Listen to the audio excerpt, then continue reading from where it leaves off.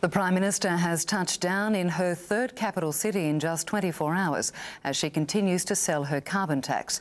But Julia Gillard's also been forced to defend the taxpayer-funded advertising blitz she's using to sell her message. Thank you. A working lunch for the Prime Minister. That's all right, don't worry. Back in Adelaide to talk carbon with pensioners and retirees. I want cheap electricity. I want Australian coal being. A hard task. But we'll be able to get you a very particular answer about that.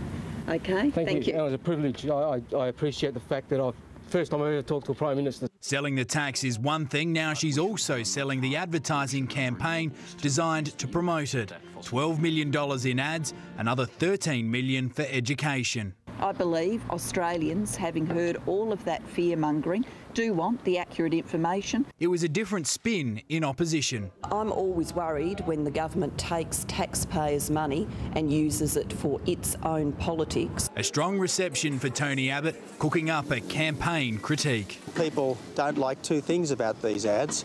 First, they're taxpayer funded, and second, they're not telling the whole truth. And the debate has proven too much for another former Prime Minister to ignore, with John Howard throwing his views in. Despite supporting an emissions trading scheme 4 years ago, he now says it's too risky in this economic climate.